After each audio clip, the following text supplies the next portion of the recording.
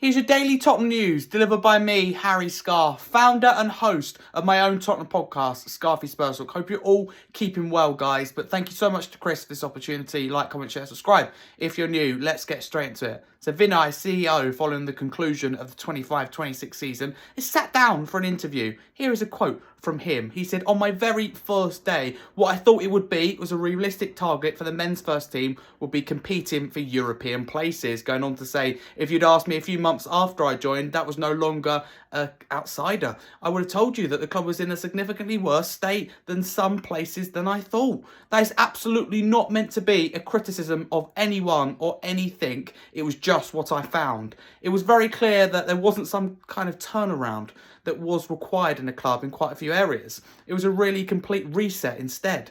If I had to generalise, I would say on a non-football side of the club, in particular around stadium operations and commercial, this club was in a very, very strong place. I think if you look at the football side of the club, over a time frame of 5 years or so, there's just been an explosion in progress across the Premier League. I'm not saying that Tottenham didn't improve in that period, but what I can tell you is when you look at where Tottenham are in many of those areas compared to what I believe the other top Premier League clubs are, there was a significant gap. In some areas, really quite worryingly so. I don't think there is what I'd call relentless obsession, though, at this club with football success. Our training centre is amazing, one of the very best in the world. But when you look around, it was more like a 5-star hotel than it does a performative environment. That will change over the summer. I think there are many areas where this club haven't got right at the level of expertise. And also Vinai then, he's been speaking about trying to get De Zerbi in after Thomas Frank and Igor Tudor.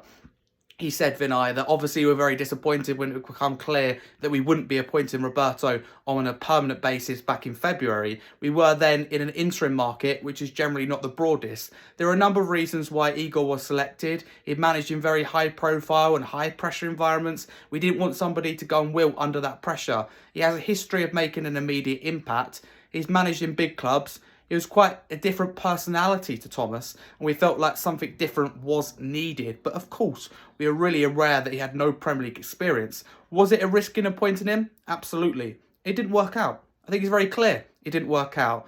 And I don't think that is the question. I don't think anybody would argue anything else. Some words there from Vinai in a CEO. What did you make of that? Let us know in the comments below. But thank you very, very much for listening. As always, if you're new to this channel, please support Chris Cowlin by subscribing. I have my own Tottenham podcast, as I mentioned at the start, Scarfe Spurs Talk. If you can subscribe, it'd mean a lot. Thank you. I know a lot of you are loyal listeners to Chris Cowlin. I salute you for that. We hear you. We see you. If you can pop over to my podcast as well, be absolutely amazing. It'd mean a lot. I'm trying my best at 17. But thank you so much. Enjoy the rest of your day. Come on, you Spurs.